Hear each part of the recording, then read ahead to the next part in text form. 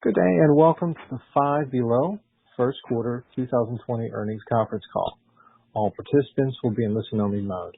Should you need assistance, please signal a conference specialist by pressing the star key followed by 0. After today's presentation, there will be an opportunity to ask questions. To ask a question, you may press star then 1 on your telephone keypad. To withdraw your question, please press star then 2. Please note this event is being recorded. I would now like to turn the conference over to Christiane Helm, VP of Investor Relations. Please go ahead. Thank you, Chad.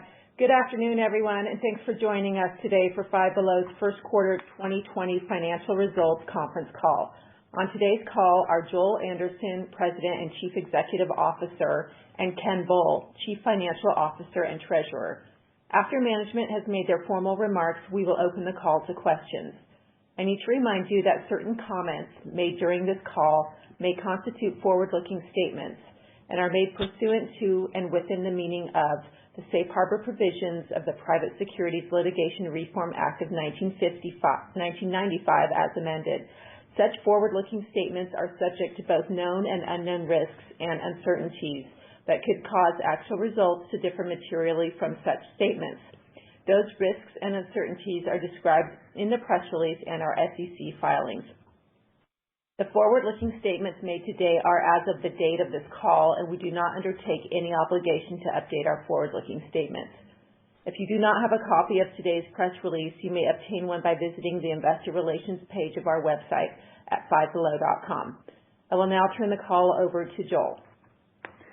Thank you, Christiana, and thanks everyone for joining us for our first quarter earnings call. Before I get started, I want to share how deeply saddened I am by the events of the past weeks. We as a company simply do not tolerate racism, and we want to proactively be a part of the solution. We are taking time to listen and learn how we can do just that.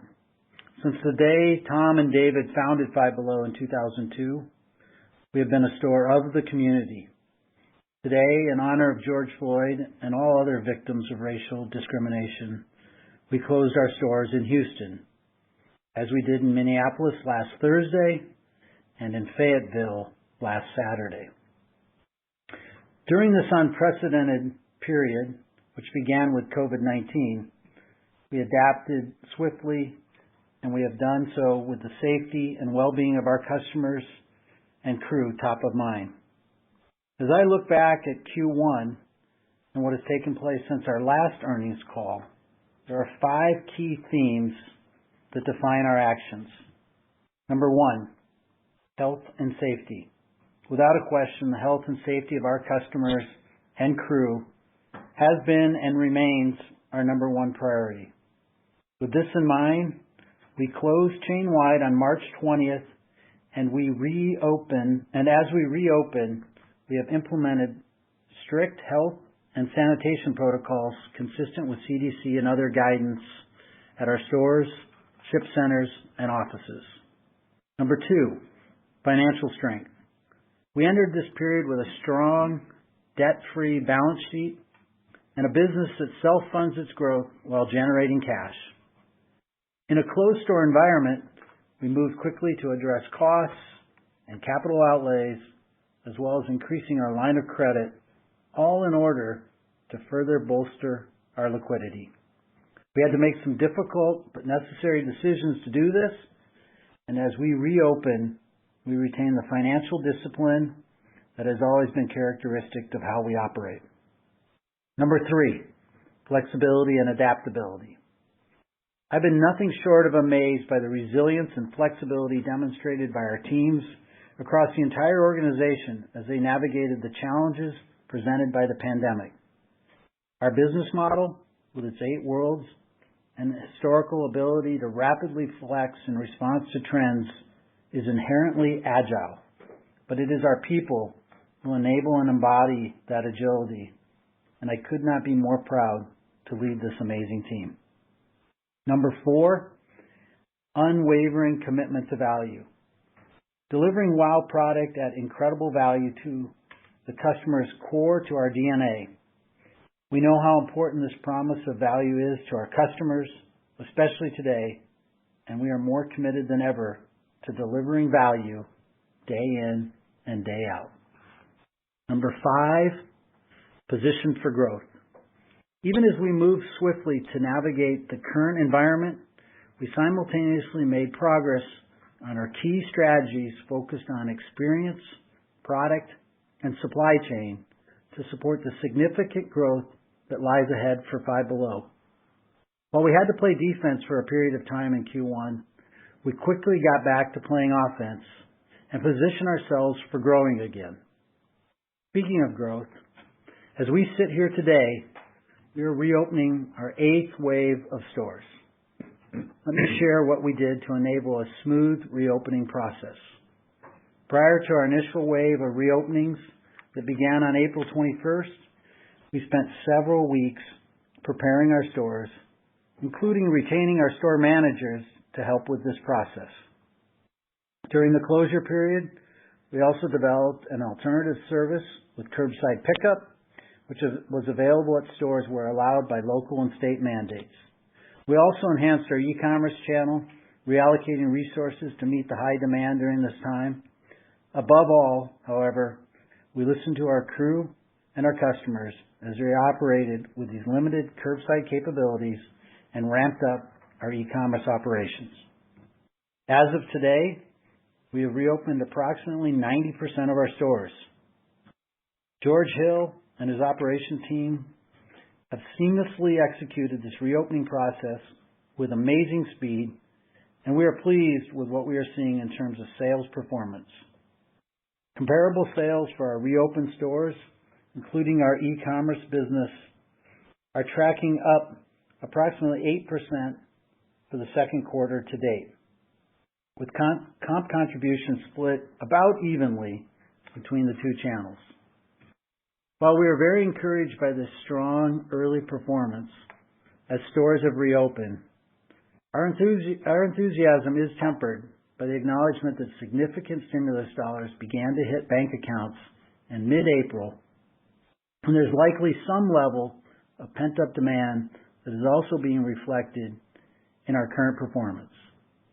In addition, we have experienced some store disruption related to the protests that impacted sales during the last 2 weeks. Given the still substantial uncertainty around the impact of this pandemic in the coming months, we are preparing for a range of possible scenarios and have contingency plans in place for each as we look to the remainder of the year and into 2021. Now, turning back to the first quarter, with all of our stores closed for most of the second half of the quarter, which included the all-important Easter selling season, total sales were down 45% over last year, and we had a loss per share of 91 cents. As we had mentioned previously, we were very pleased that the business was tracking to a 2.9 comp increase prior to the pandemic announcement on March 11th. During the closure period, our e-commerce business was very strong, with record daily sales, which we fulfilled out of Pedricktown and the newly acquired Cincinnati operations of Holler.com. While we were very pleased to see our e-commerce sales grow over 4 times versus last year's first quarter, this level of growth has moderated as stores have reopened. We still expect e-com penetration to remain in the low single-digit range in relation to our overall sales for 2020. In addition, to help mitigate the impact of the closed stores, we made several difficult decisions to cut costs and limit cash outlays as we focused on maintaining our financial health, flexibility, and liquidity, as Ken will discuss in more detail in a moment. We want to extend our appreciation to all those impacted by these actions for leaning in during this extraordinarily difficult time. Regarding capital expenditures, several projects were delayed given the environment, including the openings of our Texas and Midwest distribution centers. and our new store opening plans. We now expect our Texas DC to open late in the second quarter and to begin the building of our Midwest DC in 2021, with the expectation for it to open in 2022. The West DC remains on track to open in the second half of 2021. As it relates to our store plans, as we have communicated, we now expect to open 100 to 120 stores in 2020, representing 11 to 13% growth over 2019. This compares to our previous plan for approximately 180 store openings. New stores remain our most significant growth opportunity, and we continue to see a 2,500 plus store potential in the United States. We hope to return to a more normalized growth trajectory and new store opening program in 2021. Five Below has always stood for incredible value, with a wow factor and a bright, clean, and fun treasure hunt store experience for tweens, teens, and beyond. Our founders originally referred to us as the Yes Store because of the affordability of our merchandise assortment, which allows parents to say yes to their children. This commitment to value is stronger than ever today, and in tougher economic times, we believe this will resonate even more with new and existing customers alike. With respect to merchandise, we have quickly pivoted our focus to enhance our offering of essential goods, consumables, and everyday items such as healthcare and personal care that we know our customers are looking for today. We've allocated more space to items such as hand sanitizers and wipes, as well as masks, and added new home essentials, including kitchen and bath product, to our assortment. We also sourced some great new tech items to help customers work from home.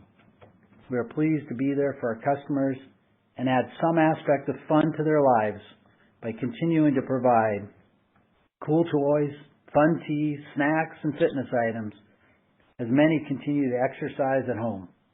For summer, we have new inflatables for the pool and are adding home-related decor items and games to create more fun-at-home opportunities for our customers.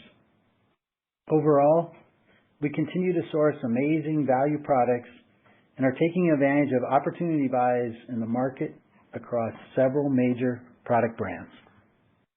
On marketing for Q1, since the stores were closed, we canceled the airing of our planned TV commercial, as well as the distribution of our Easter flyer.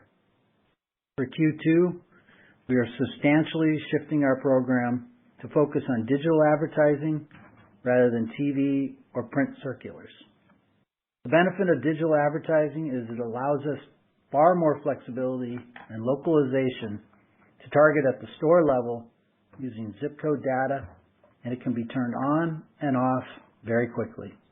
Our social media accounts have been trending with the hashtag #HomeWithFiveBelow, offering customers ideas for activities during the shelter-at-home period and beyond.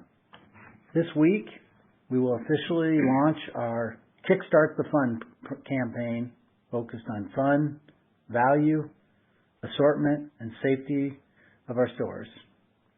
In addition, with the surge in e-commerce, we are working on digital marketing strategies to retain both new and existing customers to drive traffic and sales across all channels.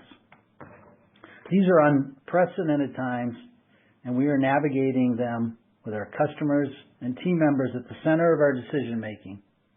Strategically, we remain focused on three areas: experience, product, and supply chain.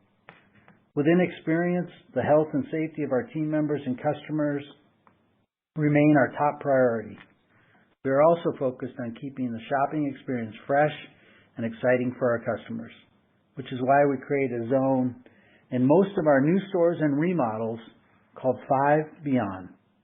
The tech and room worlds will be located in the back of the store and will feature a limited selection of new, amazing value items priced above $6, along with the current items in those worlds. On product, as I discussed, we are working hard to provide our customers with essential needs while still adding an element of fun for the family during this time.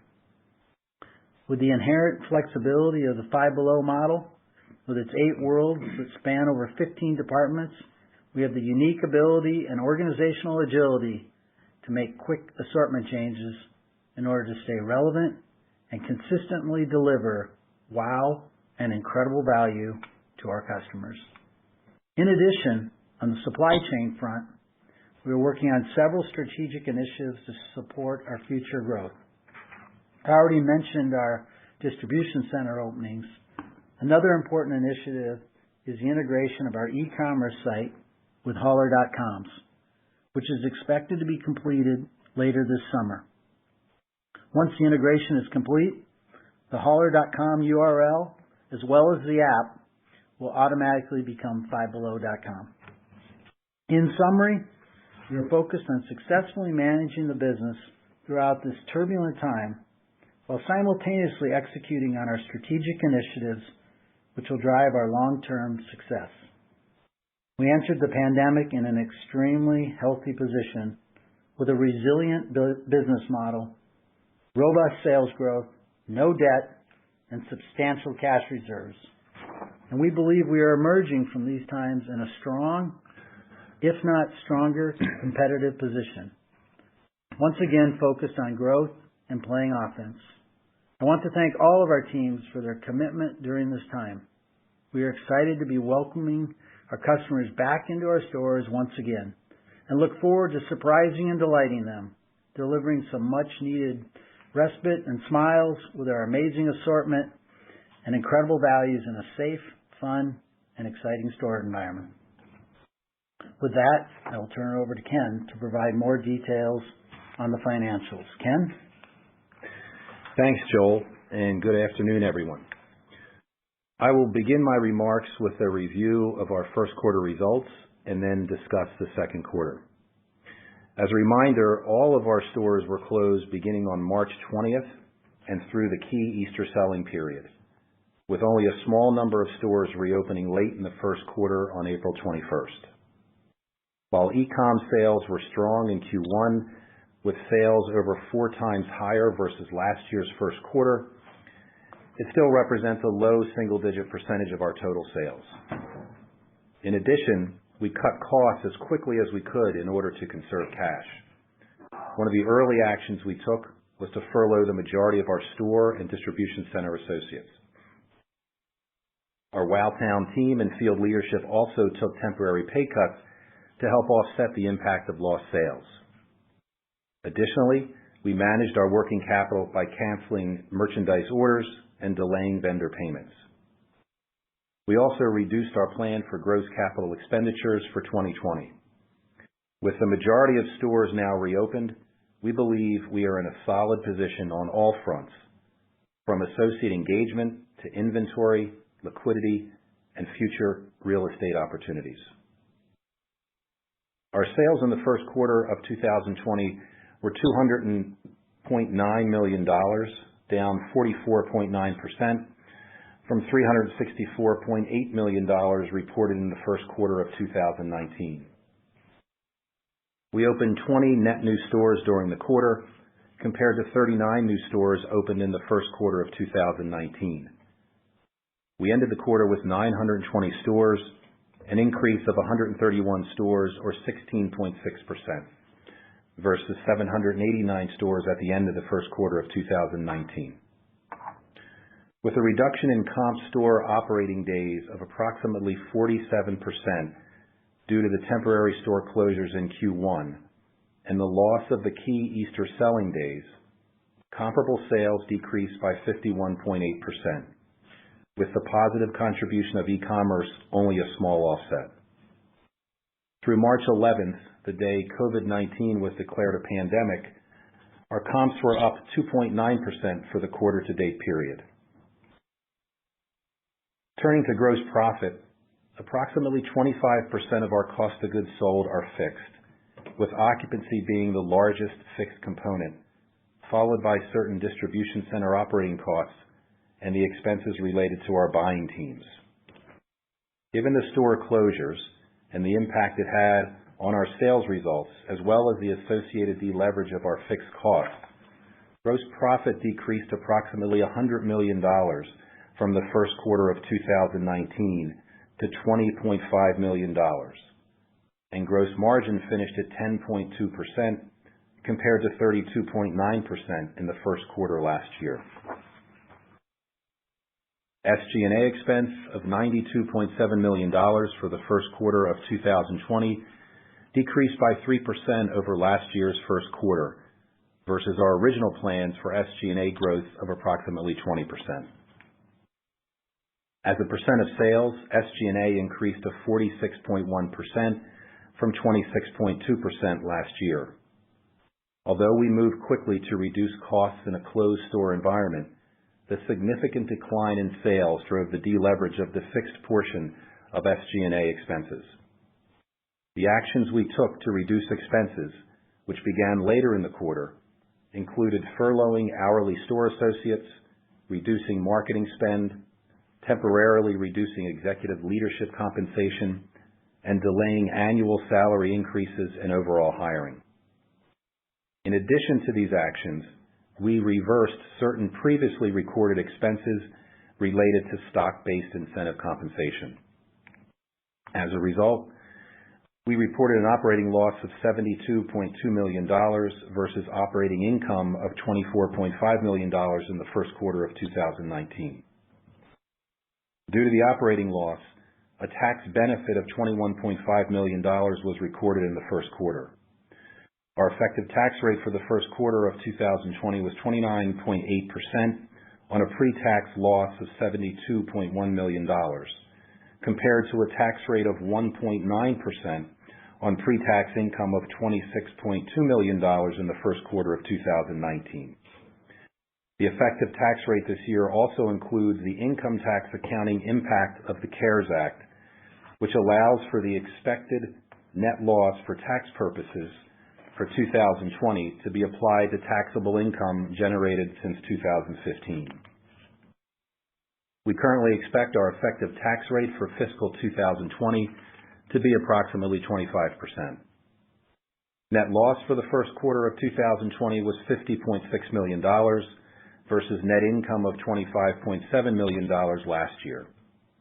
Loss per diluted share for the first quarter was 91 cents, compared to last year's earnings per diluted share of 46 cents, driven primarily by the factors I just described.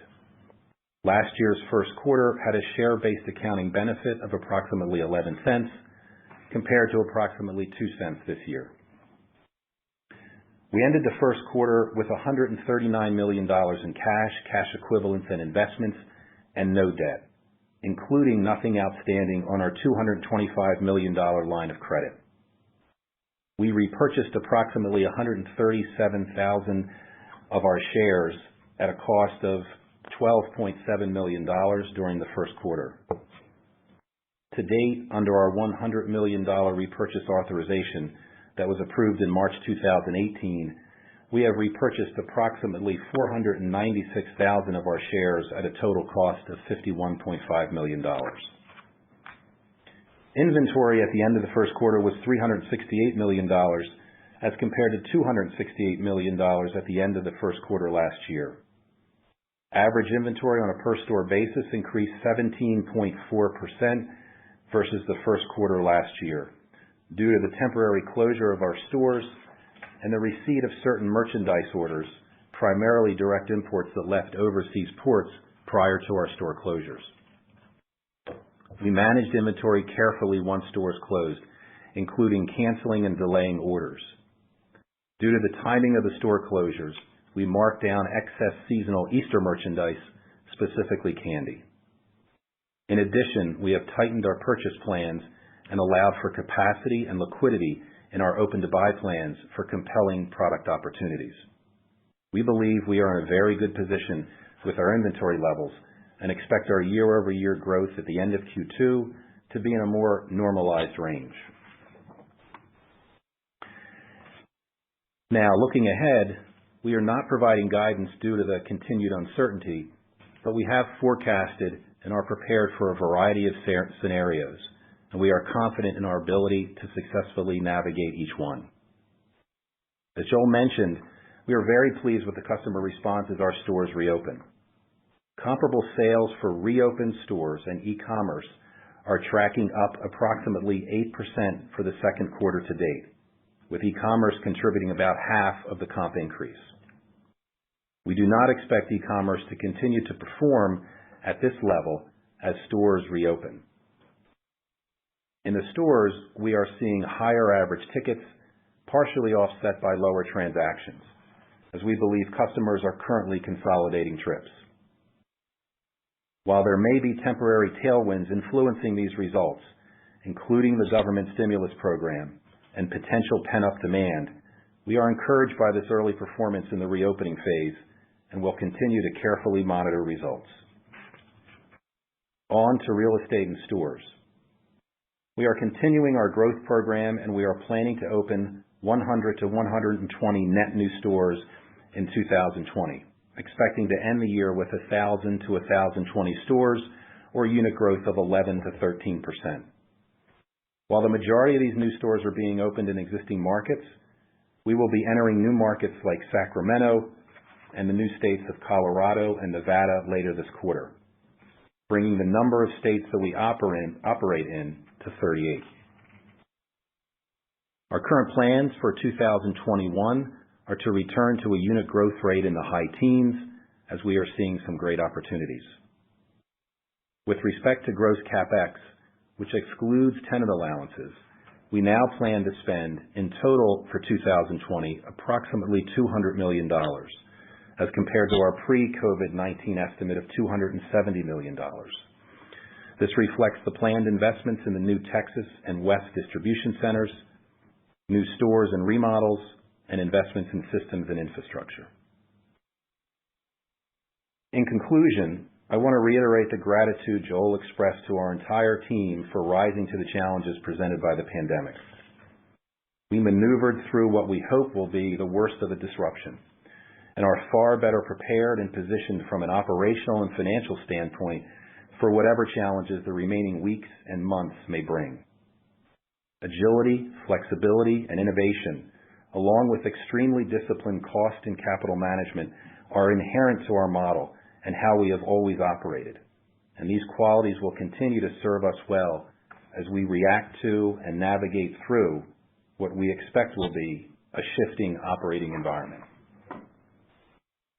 And with that, I would like to turn the call back over to the operator to open up the lines for questions.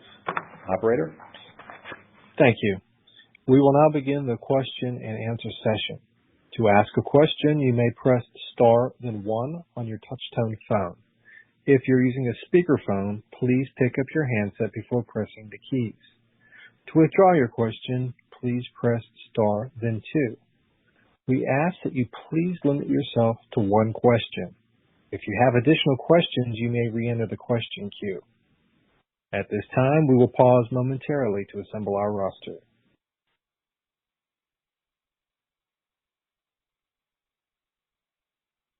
And the first question comes from Matthew Boss of J.P. Morgan. Please go ahead. Great, thanks, and congrats on the strong start, guys. Thanks, Matt. Joel, maybe to start, on the positive high single-digit comp since reopening stores, maybe just higher level, have you seen a fairly consistent trend since the initial first reopenings, and maybe any areas of relative strength to call out across your worlds? And just third, you talked about the stronger potential exit post-crisis competitively. Where do you see opportunity as we think about consolidation and the bankruptcies laterally that we're seeing across brick and mortar retail? Say that last part there, Matt. Where do we see just consolidation opportunities to come out of this as a stronger model and take market share? Yeah. No, look. Actually, what I would tell you is, I think in my prepared remarks, Matt, I said we're in the middle of our 8th wave of opening, and what that means is we open state by state as regulations changed, and we saw a pretty consistent opening across geographies. it took about a week, which was consistent in almost every wave, to kind of ramp up to this new norm we're seeing, regardless of what part of the country you're in. So I think that part was pretty consistent throughout it. In terms of, commentary on categories and that types of things, not surprising, just a lot of demand for essentials, as well as things that, tie into being at home. The teas business is great. Obviously, the casualization of America, working from home, makes a big difference. And like we always do at Five Below, we're kind of fun and snarky with our teas. And I returned back to Wowtown for the first time yesterday as we reopened here in Philly, and I had one of our fun teas on that said, "I totally miss humans." I mean, that's the kind of fun we have at Five Below. And then, finally, as far as consolidation goes, Matt, it's really a little too early on that piece of it. But, I think, clearly there's going to be a geographical opportunity as, many retailers go out. And I think that's going to, give us some opportunities to get into some markets that we haven't been able to get into before. And then, I think as we've, tweaked our assortment, like we do in every time there's a trend, we become more and more relevant to the customer. And this is just another example of being relevant. And of course, I think I'd just finish by saying value, value, value. That certainly resonated back in 2008, and we came out of 2008 with a really strong 2009. And I think, the customer really appreciates our value. Thanks, Matt. Again. Great to see. Yeah, thank you. The next question will be from Simeon Gutman with Morgan Stanley. Please go ahead. Thanks. Hey, Joel. Hey, Ken. My question is on EBIT margin. You ended last year at around 12%, just underneath it. Knowing what we know, realizing it's still fresh and raw, your store operating costs, I assume, are a little bit higher. Your online exposure may be a little bit higher when this is all done. And I don't know if you're permanently, if you're going to get back up to double digit or 20% store growth, or high teens is the normal run rate. But can you talk about how EBIT could get back to the prior level, knowing what you know now, or any of these impediments that I mentioned could prevent you, assuming you get back to the same store level productivity? Yeah, thanks, Simeon. Again, you're going out to the future here a little bit in 2021. As you know, we weren't even really able to provide guidance for 20 based on the uncertainty ahead of us. But we did mention, to your point, that we do see ourselves continuing to grow the top line from unit growth in that high teen percentage.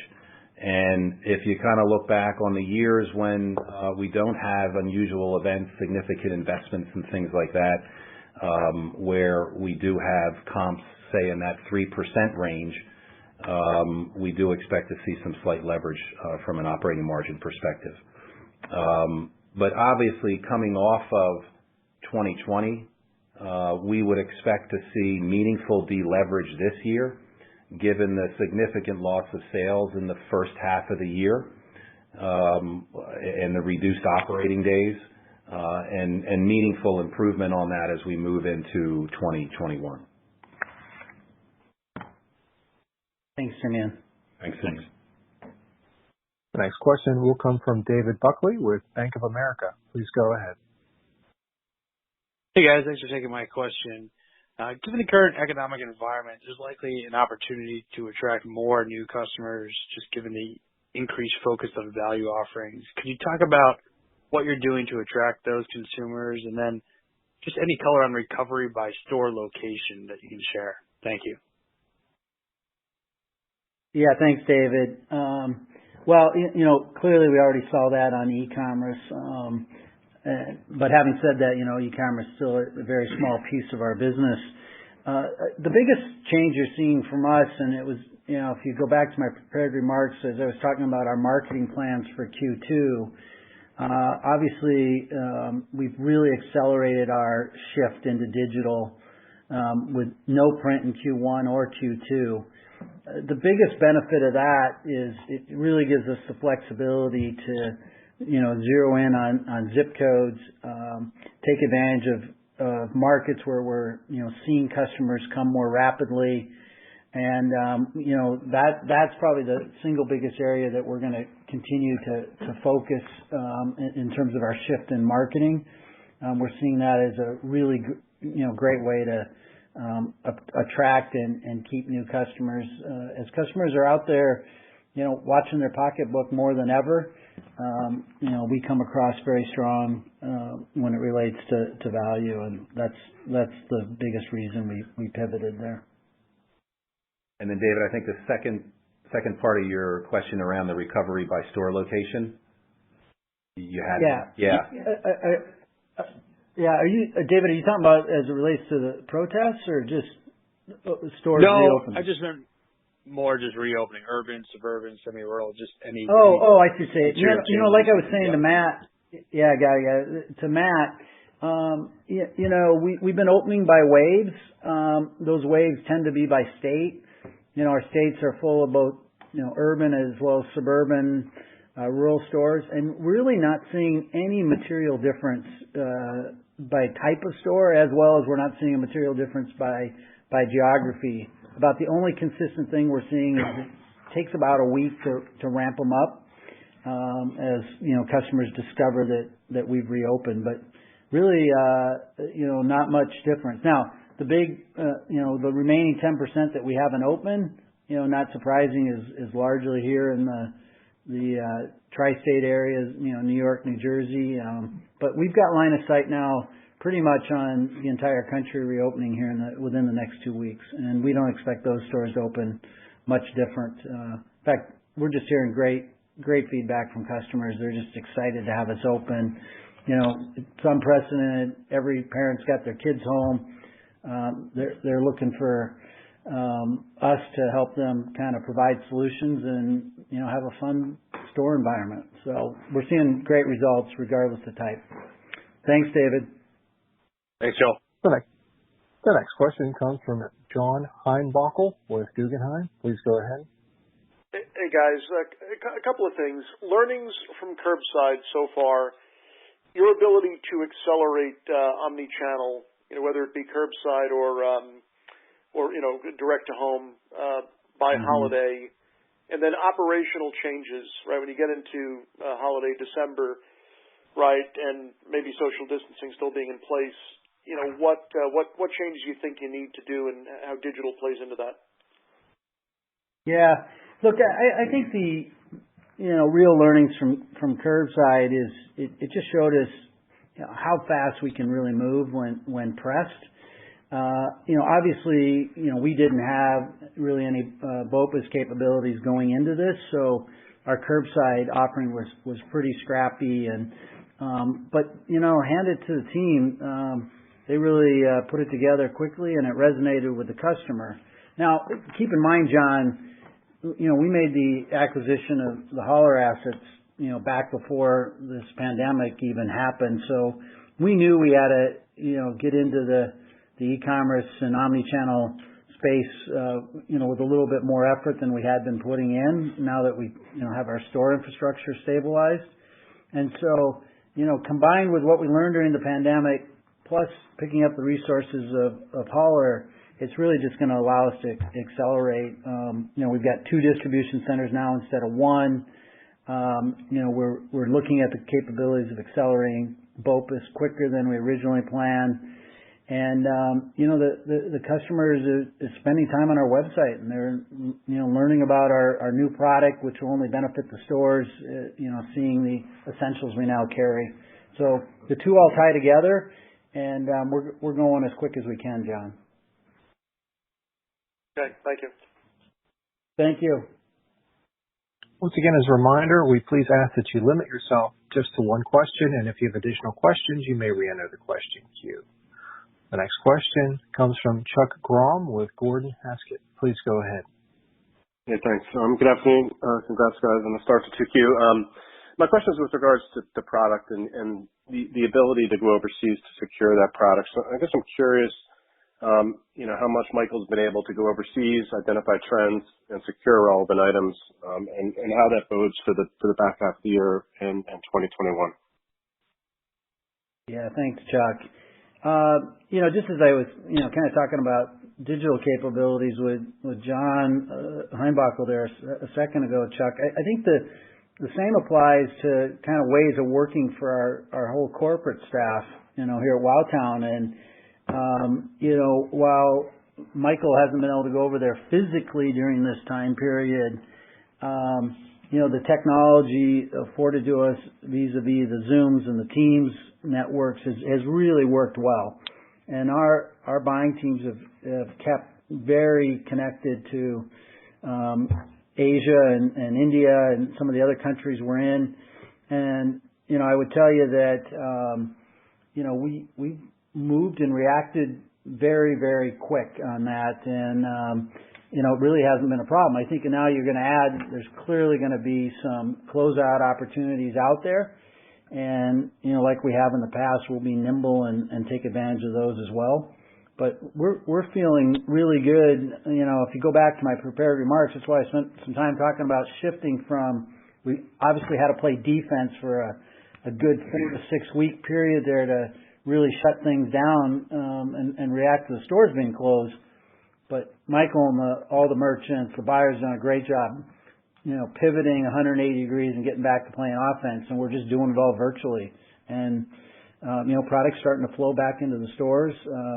And we're starting the engine back up again. It feels great to see the sales. Thanks, Chuck. The next question comes from Karen Short with Barclays. Please go ahead. Hey, thanks. One clarification and the bigger picture.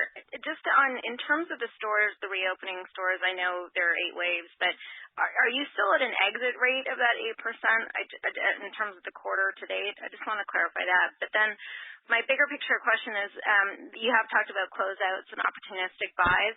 Wondering how to think about that in terms of, sales mix, percent of sales going into kind of the fall back to school and or how you're pivoting on that to make that more of a focus. Yeah, thanks, Karen. Look, on one hand, we always try and be really transparent with all of you, and this is a very unusual quarter. Year to date, you can't put a lot of faith and focus just on comp sales. And look, it's part of the reason we're not giving you an outlook, and it's not because we don't want to. There's just so many possible scenarios.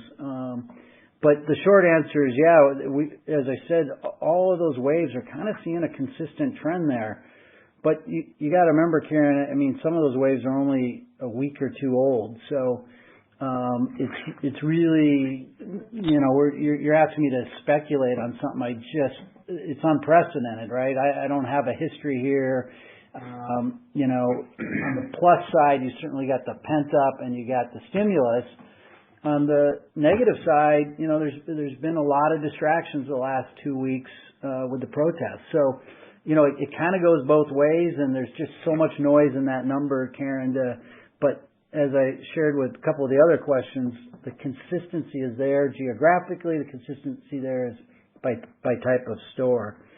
And then, I think in terms of trying to comment on a percentage of sales, the closeouts, or that'll be, it's really opportunistic driven. We've moved away from being a closeout company a long time ago when we got to such a size that we're at that you have to plan for the business. And Michael's team's got a great plan for the back half of the year. We're layering in the Five Beyond product. As I said in my comments, we're starting to play offense again.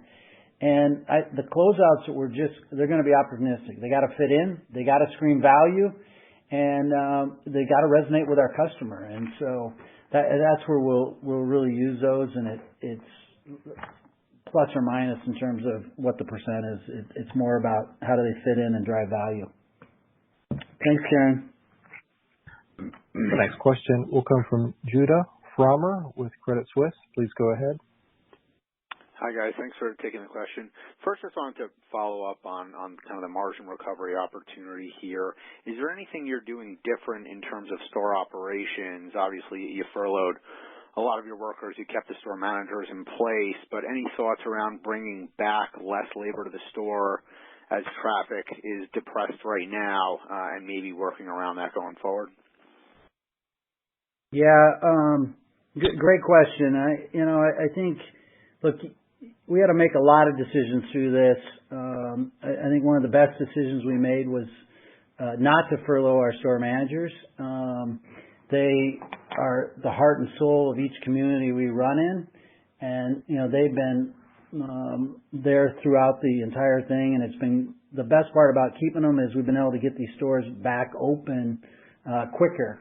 If you'll notice, we are running on reduced hours and still running positive comp, and what that is allowing us to do is to run with less hours.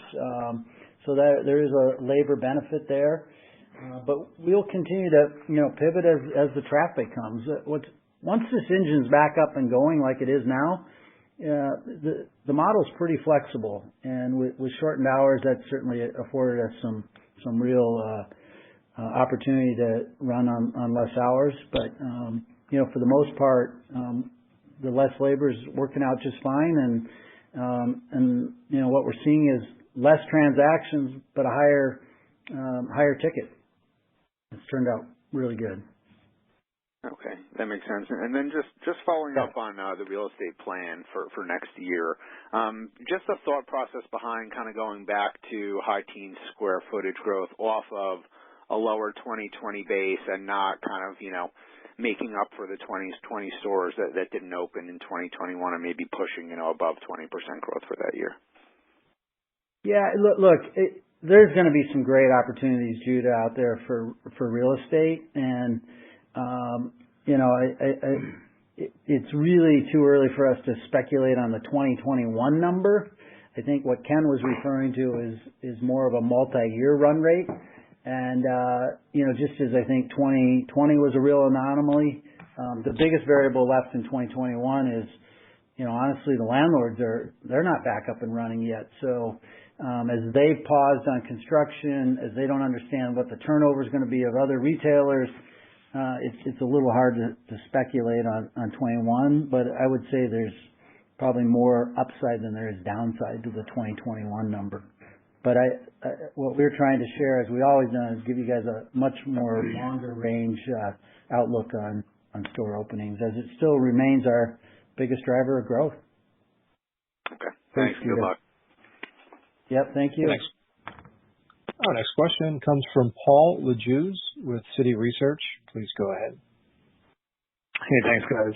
Joel, you said it takes about a week for stores to ramp back up. I'm curious if maybe you could talk about the kind of wave 1, wave 2 stores, and once since those are the ones that have been open the longest, what have you seen kind of since then, and have you reached a point in those stores where traffic is actually up, where transactions are actually a positive as you've kind of moved along? And curious if you've had any issues in any of the ways of stores in terms of the number of people that can be let in, just as you try to adhere to any social distancing capacity requirements. Thanks. Yep. No, thanks, Paul. I know this is hard to swallow, but or believe, but honestly, the difference between the wave 1 and 2 and the waves 5 and 6, from a traffic perspective, really aren't that different. And so, obviously, what we're seeing from the customer is a consolidation of trips. They're coming in less frequently, but they're buying more when they're in there. What we don't know, and we just need more time, is how many new customers we're going to pick up. We have seen that on our e-commerce channel, where we're able to know exactly who the customer is, but we're really seeing incredible consistency, from wave to wave as we continue to open that up. Paul, there's a second part of that. second part was just if you had any constraints in terms of letting people into the Oh, stores. yeah. No. Look, the teams have done a great job, and I think the benefit of less people but bigger baskets is kind of helped on that. But we have not ran into any constraints at all. And the store's doing a great job. If you've been in one of our stores, they're all marked. But we've been able to adhere to kind of all the guidelines out there and doing well. Thanks, Paul. Thanks. Good luck. The next question will come from Chandni Luthra with Goldman Sachs. Please go ahead.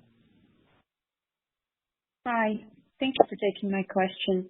I wanted to talk to you about your supply chain. In terms of the disruption that we've obviously seen this year and then in more recent years, from tariffs, are you envisioning any permanent changes to your global supply chain, any plans to diversify? Thank you. Yeah, thanks. Hey, look, we, in terms of supply chain goes, clearly last year's tariff multi-phases of that really put a lot of pressure on the supply chain, forced us to get into many different countries. And so if anything, we sit here today in a much more flexible position than we've been in years past. And so, but overall, we're not really forecasting any major disruption to our supply chain. Even through the height of this pandemic, the supply chain has really continued to work, and so we feel we're in a good spot. Thank you. The next question comes from Michael Lasser with UBS. Please go ahead. Good afternoon. Thanks a lot for taking my question. Joel, you mentioned that half of your 8% comp quarter to date is coming from your e-commerce channel. And that would imply that the channel's growing 200 to 300%, given the low single-digit penetration. Why do you think the channel has not slowed quarter to date, even as you've reopened stores? Is it due in part to having an assortment of masks, hand sanitizer, and other, I think you referred to it as essential items? Would you say that that's as big as a trend you might have witnessed in the past, like fidget spinners or silly bands or loons? And then how are you buying for the holiday? Do you expect to buy up year over year for the holiday for the holiday as you see it now? Because I think you have to put those orders in in the next few days. Yeah. Hey, just on the penetration piece, it has started to slow.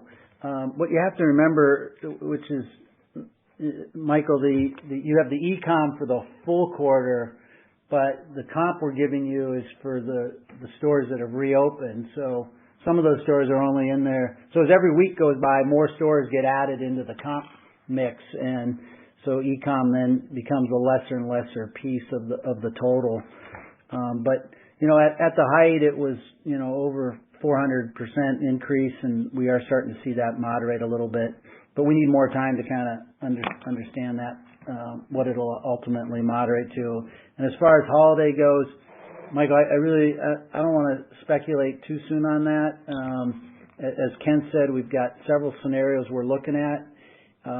Michael still has a good 60 days here to finish up buying. And, we need a longer read here before we finalize, but they turn it around pretty quick, and I think we're going to be ready for all scenarios coming at us. More to come. Thanks, Michael. Just Joel, can you just clarify about the essentials? Yeah, no, we've added a lot of essentials. I think it's making a big impact. It's what the customer wants. It's no different than when we have a silly band trend or a spinner trend. Michael's team pivots quick, and we add it into the assortment. And you look on our website, you'll see a big piece of it. Thank you. Thanks, Michael. The next question is from Edward Kelly with Wells Fargo. Please go ahead. Yeah, hi, guys. Good afternoon. Joe, I wanted to ask you about the marketing side. Maybe can you talk a little bit more about the shift in strategy here, and then as it relates to TV, what's the outlook for the back half of the year, especially into holiday? Has that changed? And then as we look out into 21 on things like national TV advertising, is this something that's still in the cards, potentially sort of like post-election period? Yeah, look, as I explained the marketing, we really have pivoted to digital. It's working really well for us. Our Kickstart the Fun campaign will start this Friday. I think especially with this being an election year, going to national TV, this isn't probably the year to do it. Rates are going to be up a lot. There's going to be a lot of bidding for it. And honestly, right now, what we're liking is digital, and the response we're seeing. A good case in point, we were planning to start it today. With the memorial service being today, that didn't feel like the right time to start, and we were able to adjust it really quickly to Friday. And so it gives us a lot more flexibility, and we'll be able to kind of move into markets that either need extra marketing or we're seeing good trend. But right now, the focus on fun and customers are really resonating with that, and having something to do is kind of the word we're hearing out there, and staying relevant is really important. Thanks, Ed. The next question will come from Paul Trussell with Deutsche Bank. Please go ahead. Yeah, good afternoon. Wanted to ask about customer response, both in the pre-COVID period as well as in recent weeks, to your tech items above $5, as well as the Five Beyond items. Maybe give us an update on what you're seeing in regards to that as a % of the mix, and how you're kind of buying for that going forward. And then second would just be any update on Nerd Street Gamers.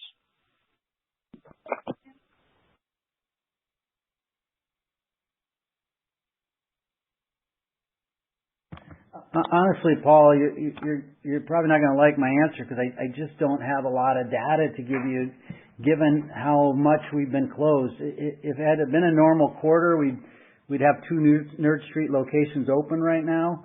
We obviously had to pause those, and now we're looking at more of the end of second quarter to get those open. So there's one. There's no answer. And the same with Five Beyond. The majority of those stores, we were putting them in, and boy, we no more got those in there, Paul, and we had to close the stores down. So I don't have a pre and post to kind of understand the penetration. So bear with us a little bit on that one, but we really need another quarter to kind of come back at it and understand the difference in penetrations. More to come. Thanks, Paul. The next question is from Brian Nagel with Oppenheimer. Please go ahead. Hi, good afternoon. Thanks for taking my question. So this is, I guess, a follow-up really to some of the other questions, but you had mentioned in your prepared comments, in understanding that it's been a short amount of time, it's a dynamic environment that, and you had the stimulus benefits, maybe pent-up demand, so things may not prove sustainable. But I guess the question I have is, as you look at how consumers are initially shopping your stores, and in particular the products they're buying, your business well, and your consumers well, is there anything there to suggest that there's an element of unsustainability or something odd in those trends? Yeah, thanks, Brian. Look, there's nothing there to suggest that it's odd, but at the same time, we've never in our history seen such a significant shift to less transactions, much bigger basket. I mean, unprecedented shift. And so on one hand, I could say, yep, this is the new normal. It's going to stay that way. And on the other hand, I could easily say to you, it's going to go back to, smaller basket size, more transactions. We just honestly, Brian, need more time. But, what I can tell you is the customers coming in, they're talking about the value. They're excited to see us open, and they're buying, across the box. So those are all good and great signs. And, what we just need is more time to kind of tell you whether, how these trends are going to be over a long period of time. But everything we've seen so far has been great. Thanks, Brian. Thanks, Joel. Very helpful. Thanks. Yep. The next question will come from Jeremy Hamblin with Craig-Hallum. Please go ahead. Thanks for taking the question, guys. I wanted to just follow up here on the customer information and in terms of how the model has changed. You've had more digital engagement clearly, but wanted to just get some clarification on customer data collection, whether it's mobile numbers, email addresses, et cetera, that you've been able to gain during this time. Could you give a better sense of what the year-over-year growth of that is?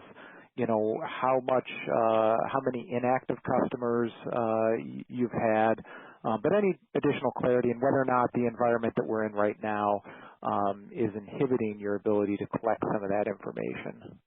Thanks. Yeah, thanks, Jeremy.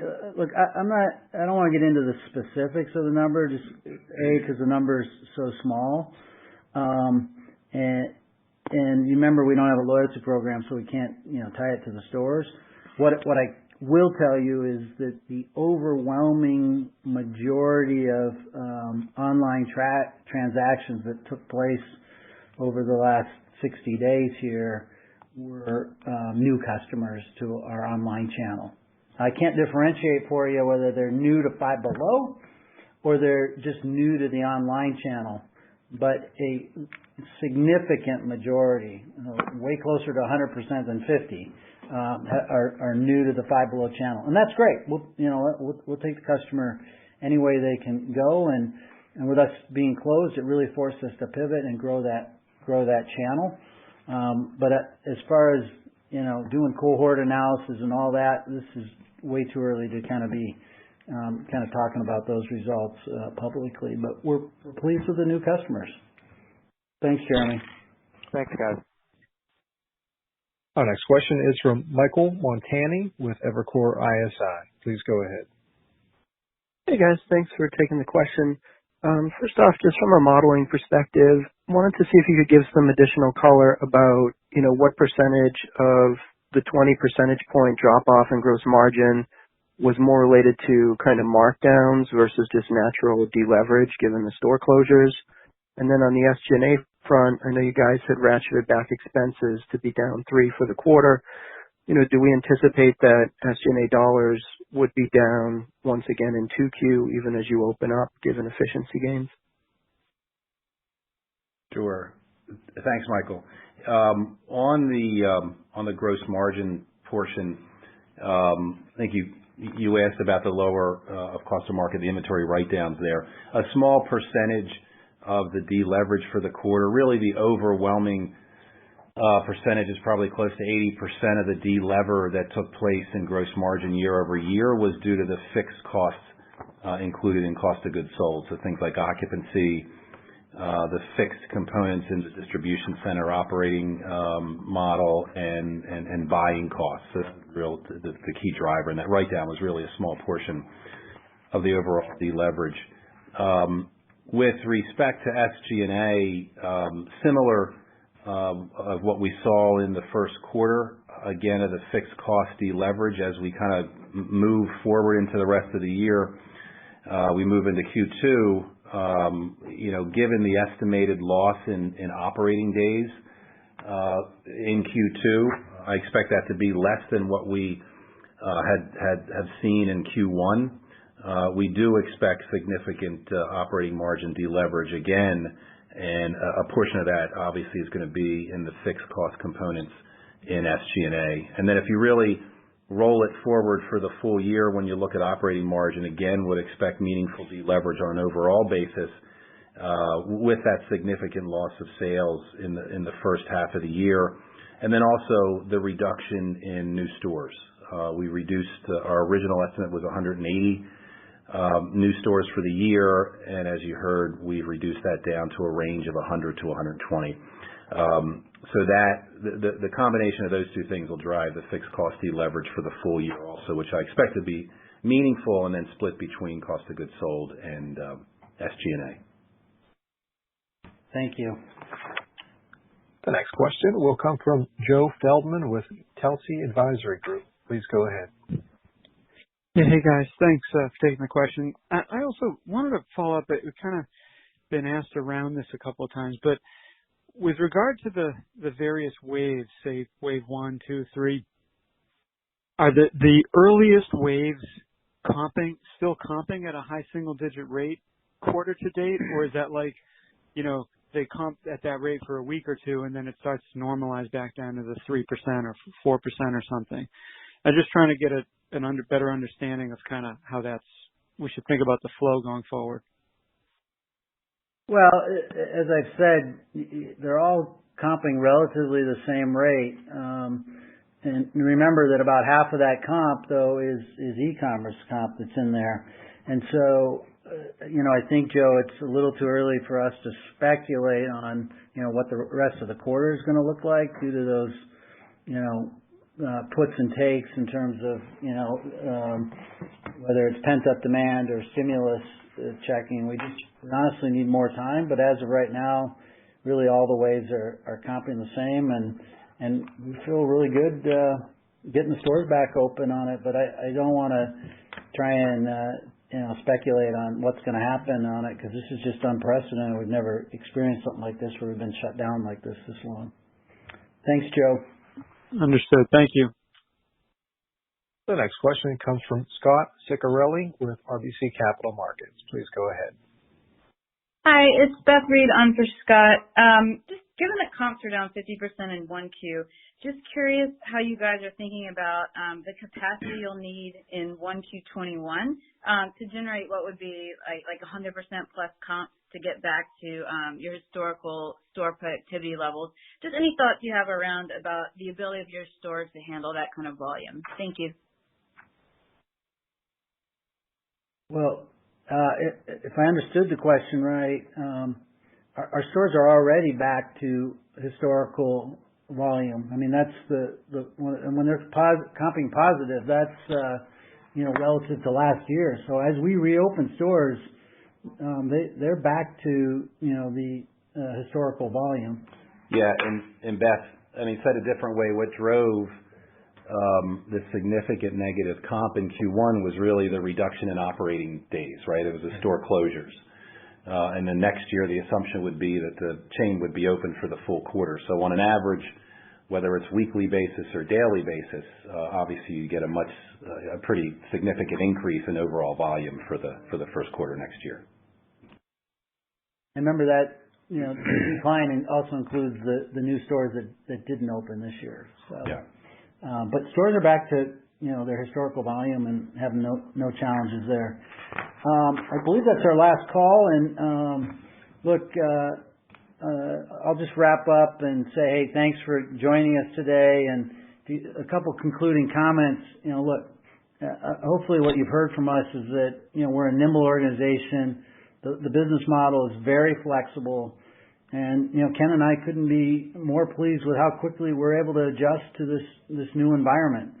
We continue to innovate, and our focus will always be on making the store experience even more amazing. Value, value, value. That's what we've been talking about. And we're still on a path to, build out and support infrastructure that supports 2,500 plus stores here in the U.S.